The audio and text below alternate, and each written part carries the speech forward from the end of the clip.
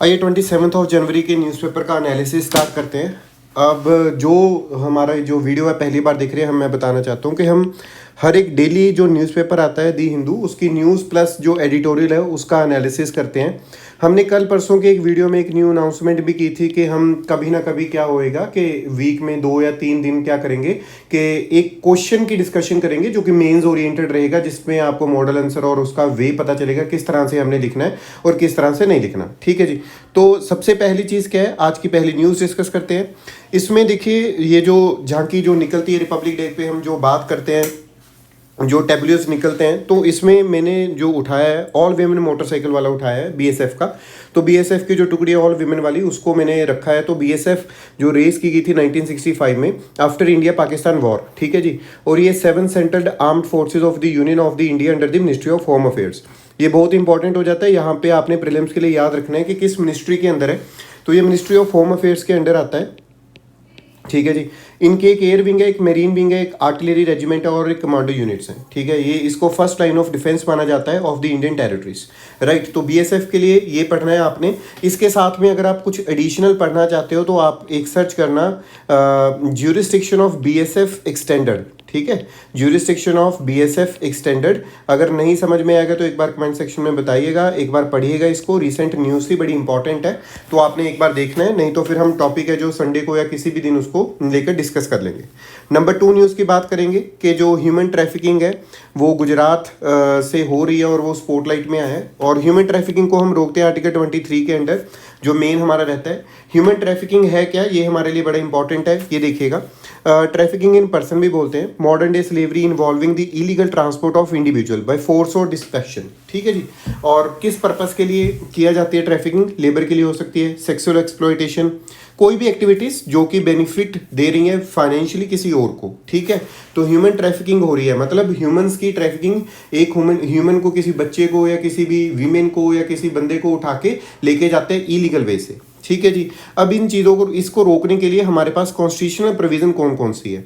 Number 1 हम बात करते हैं आर्टिकल 23 की, जहां पे लिख रखा है ह्यूमन ट्रैफिकिंग और जो बेगार है, फोर्स्ड लेबर विदाउट पेमेंट, उसको बैन किया गया है। आर्टिकल 24 में हम एम्प्लॉयमेंट ऑफ चिल्ड्रन है below the age of 14 in the dangerous jobs like factories and mines, उसको हम फॉरबिड करते हैं, उसको हम प्रोहिबिट करते हैं, ठीक है। तो ये दोनों एक दूसरे से रिलेटेड है, इस वजह से आर्टिकल 23 और 24 यहाँ पे डाला। और कौन सी प्रोविजन है इससे रिलेटेड? एक तो आईपीसी की हम section 370 370 A of the IPC की बात करते हैं। देखिए क्वेश्चन कैसे आ सकता है, प्रीलिम्स में क्वेश्चन आएगा कि 370 और 370 ए रिलेट्स टू, ठीक है। तो रिलेट्स टू किसके? ह्यूमन ट्रैफिकिंग को रोकने के लिए जो रिलेशन है उसके लिए। फिर इमोरल ट्रैफिक एक्ट 1956, मतलब प्रिवेंशन करने के लिए वहां पे आया हुआ है। और एंटी ट्रैफिकिंग नोडल सेल हमने बना रखा है, किस मिनिस्ट्री के अंदर? मिनिस्ट्री ऑफ होम अफेयर्स के अंदर हमने इसको बनाया हुआ है। तो दूसरी न्यूज़ आज की ये है। नंबर 3 जो न्यूज़ है कि देखा जा रहा है कि आंध्र प्रदेश में एक सेंचुरी है, एक इंपॉर्टेंट बर्ड एरिया है, वहाँ पे ये देखा जा रहा है कि जो स्पोर्ट बिल्ड पेलिकन्स हैं उनकी डेथ हो रही है, उनकी मोर्टेलिटी हो रही है। और वो क्यों हो रही है? Because of the nematode infection, ठीक है। अभी हमें पता होना चाहिए इस ये जो बर्ड है, इस जानवर के बारे में हमें पता होना चाहिए कि ये जो स्पोर्ट बिल्ड पेलिकन है ये ब्रीड करता है only in the peninsular India, Sri Lanka and the in the Cambodia, ठीक है जी। ये schedule 1 of the wild life protection act में आता है और इसका जो IUCN स्टेटस है वो क्या है? नियर थ्रेटेंड, ठीक है। अभी अगर ये schedule 1 of wild life protection act में आ रहा है ना रजे, तो उसमें आपको ये याद रखना है इसी में टाइगर आता है, मतलब हाईएस्ट प्रोटेक्शन हम इसको दे रहे हैं, किसको? स्पोर्ट बिल्ड पेलिकन को, ठीक है। अब ये नेमेटोड होते क्या है? ये ऑर्गेनिजम्स हैं, इसको हम राउंड वॉर्म्स भी बोलते हैं। ये डिजीज ह्यूमंस में भी कर सकते हैं और ये लेकिन इनको एक इंपॉर्टेंट बायो इंडिकेटर माना जाता है, किसका? सॉइल इकोसिस्टम हेल्थ का, क्योंकि ये रिस्पॉन्सिबल रहते हैं for the production of 19% of the ammonia in the soil. Clear बात? तो नेमाटोड आपने याद रखना है और स्पोर्ट बिल्ड पेलिकन याद रखना है, इसको भूलना नहीं, इसका स्टेटस नहीं भूलना, कई बार सीधा क्वेश्चन आएगा। इन चीज़ों को अगर हम छोड़ के आएंगे, इन चीज़ों को हम गलत करके आएंगे तो पेपर का होना नामुमकिन सा हो जाता है, ठीक है, क्योंकि 2 मार्क्स भी बहुत बड़ी चीज़ है। अब 4th न्यूज़ की आज बात करते हैं। सेंट्रल एशियन जो समिट हुआ है, आज हुआ है सेंट्रल एशिया का समिट। उसमें क्या है, जो प्राइम मिनिस्टर, मतलब आज हुआ है, तो जो प्राइम मिनिस्टर है नरेंद्र मोदी, उन्होंने फर्स्ट इंडिया सेंट्रल एशिया जो समिट है उसको होल्ड किया थर्सडे। और ये 5 जो उसके प्रेसिडेंट थे किस किस के? एक तो कजाकिस्तान है, नंबर 2 यहाँ पे आपको दिख रहा होगा रेगिस्तान या फिर Kyrgyzstan, Tajikistan, Turkmenistan and Uzbekistan, ठीक है जी। तो ये इनके लोग इकट्ठे होके एक सेंट्रल एशियन समिट कर रहे हैं और इसका जो मेन फोकस किस चीज़ पे रहेगा, ट्रेड पे, कनेक्टिविटी पे, बिल्डिंग डेवलपमेंट पार्टनरशिप पे, इनहांसिंग कल्चरल या फिर पीपल टू पीपल कॉन्ट्रैक्ट पे। ठीक है जी, इस पे इसका रहेगा और ट्रेड बढ़ाने पे ज़्यादा फोकस रहेगा क्योंकि अभी फिलहाल जो ट्रेड है इन कंट्रीज़ के साथ में हमारी ओनली $2 बिलियन है। क्लियर बात। अब सेंट्रल एशियन जो समिट है ये इंडिया की रिफ्लेक्शन है growing engagement with the Central Asian countries which are part of the India's extended neighbourhood. देखिए, एक तो पॉलिसी आती है हमारी नेबरहुड, दूसरी policy neighbourhood first policy, number 3 है एक्सटेंडेड नेबरहुड। तो आपने सेंटर, जब भी आपको क्वेश्चन आए प्रीलिम्स में कि एक्सटेंडेड नेबरहुड रिलेट्स टू, तो सेंट्रल एशियन कंट्री के साथ के में जो हमारी इंगेजमेंट है उससे रिलेटेड रहता है। ठीक है जी। अब जो फर्स्ट मीटिंग है उसमें पार्टिसिपेशन हुई इन प्रेसिडेंट की, तो वर्चुअल मीट थी 27 जनवरी 2022 की हम यहाँ पे बात कर रहे थे। ठीक है जी। अगली न्यूज़ की तरफ चलते हैं। नंबर 5 न्यूज़ है INS खुकरी के बारे में है। इसको म्यूजियम में कन्वर्ट किया जा रहा है, मतलब डीकमीशन किया जाएगा और किसको दिया जाएगा, दीयू की एडमिनिस्ट्रेशन को दिया जाएगा और दीयू की एडमिनिस्ट्रेशन वहाँ पे उसको क्या किस में कन्वर्ट कर देगी, म्यूजियम में। देखिए, इंडिया का first indigenously built missile corvettes INS Khukri, इसको डीकमीशन किया गया after 32 years of the service और एट विशाखापट्टनम 24 दिसंबर 2021 को। इसको बनाया किसने था, मेजगान डॉक शिप बिल्डर्स ने इसको बनाया था। और ये जो खुकरी है वॉज द फर्स्ट वॉरशिप। ठीक है जी। और उसके बाद में ये ओनली वॉरशिप है इंडियन नेवी की जो कि हार गई थी इन दी वॉर टिल डेट। ठीक है। तो नंबर 5 की न्यूज़ खुकरी के बारे में डीकमीशन किया जा रहा है और इसका दूसरा नाम क्या है, P49। प्रीलिम्स का क्वेश्चन P49 रिलेट्स टू, ठीक है जी, है क्या, INS खुकरी। नंबर 6 आज की न्यूज़ देखते हैं रिगार्डिंग दी CVC।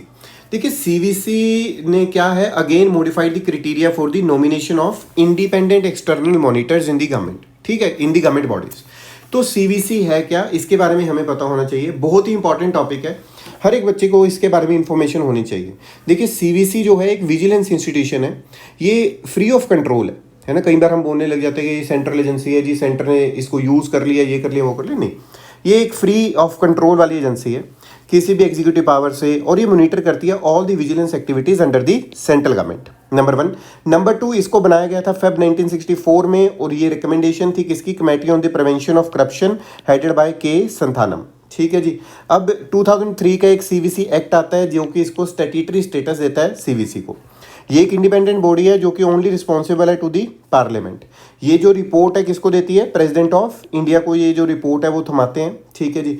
और ये जो फंक्शन इनका क्या है, करप्शन के केसेस को देखना, मिसयूज़ कर रहा है कोई बंदा, ऑफिस है ना जो सरकारी लोग लगे हुए हैं, अगर वो इस तरह के काम कर रहे हैं तो अप्रोप्रिएट एक्शन ये रिकमेंड करती है। ठीक है जी। अब इसकी कॉम्पोजिशन क्या है, extremely important, multi member commission है, एक चेयरपर्सन रहेगा और not more than 2 vigilance commissioners, ठीक है, वो मेंबर रहेंगे।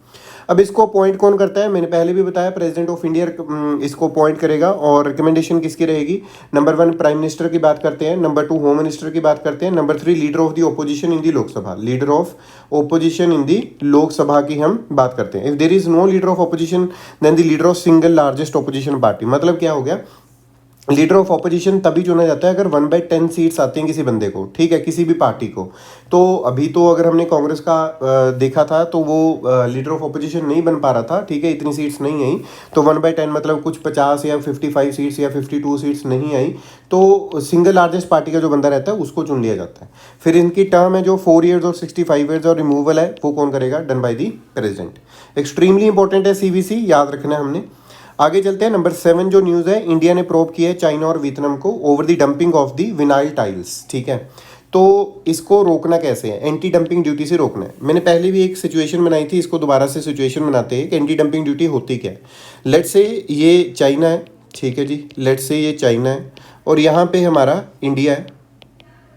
चाइना में कोई प्रोडक्ट है, ABC प्रोडक्ट बन रहा है और उस ABC प्रोडक्ट का जो प्राइस है चाइना की मार्केट में वो कोई 80, हम रुपीज़ में ही मान के चलते हैं कि कोई 80 रुपीज़ है, ठीक है जी, रुपीज़ में कन्वर्ट करके मैं बात कर रहा हूँ, याद रखिएगा। तो 80 रुपीज़ है। तो चाइना के लोगों ने या फिर चाइना की जो सरकार है उसने क्या किया, ये ABC चीज़ को यहाँ पे डंप करना स्टार्ट कर दिया और यहाँ पे इसका प्राइस दिया इन्होंने 60 रुपीज़। जो चीज़ अपनी मार्केट में या फिर 50 रुपीज़ दे दिया, जो चीज़ अपनी मार्केट में 80 रुपीज़ की आप बेच रहे हो, मतलब आपको कुछ 60-70 रुपये की पड़ रही होगी अपनी मैन्युफैक्चरिंग कॉस्ट और हमें वहाँ पे 50 रुपीज़ की दे रहे हो। और यही ABC चीज़ जो सेम मेरी कंट्री में, मेरे इंडिया में कितने की मिल रही है, वो कुछ मिल रही है यहाँ पे लेट्स से 75 रुपीज़ की, ठीक है, या फिर 90 रुपीज़ की। तो इसमें क्या हो रहा है कि जो मेरी कंट्री है, जो मेरे लोग हैं, उनको क्या किया जा रहा है, एक तरह से प्रॉब्लम क्रिएट की जा रही है, मतलब डंपिंग की जा रही है। तो जो हैम्पर हो जाएगी हमारी मार्केट इंडिया की। तो इन चीज़ों को ठीक करने के लिए अब इंडिया क्या करेगा, कहता है ठीक है भाई, तू 50 रुपीज़ की दे रहा है ना, मैं तेरे पे 100% की क्या लगा रहा हूँ, anti dumping duty. Anti dumping duty तो 100% की जब लगा दी जाएगी तो 100 रुपीज़ हो जाएगा इसका, अपने आप ही ये चीज़ ठीक होना स्टार्ट हो जाएगी। तो डंपिंग का मतलब क्या हो गया कि जब आपकी मार्केट में, खुद की मार्केट में चीज़ महंगी है, आपकी मैन्युफैक्चरिंग कॉस्ट भी ज़्यादा है, लेकिन दूसरे की मार्केट में आप उसको गिरा रहे हो, उस चीज़ को सस्ते में बेच रहे हो, तो हम उसको क्या बोलते हैं, डंपिंग। ठीक है जी, आगे बात करते हैं। आगे आज के न्यूज़पेपर में इतना ही था, और आज के न्यूज़पेपर में एडिटोरियल कुछ बहुत ज़्यादा खास नहीं थे, लेकिन इन्हीं एडिटोरियल्स को हम एज अ टॉपिक बना के हमने सोचा है कि कल को एक्सप्लेन कर देंगे अगर कोई भी टॉपिक हमें ठीक लगा। ठीक है, तो आज के न्यूज़पेपर में तो इतनी न्यूज़ थी। आगे आने वाली अपडेट्स के लिए हमारा जो चैनल है आप उसको सब्सक्राइब कर सकते हैं। Thank you so much.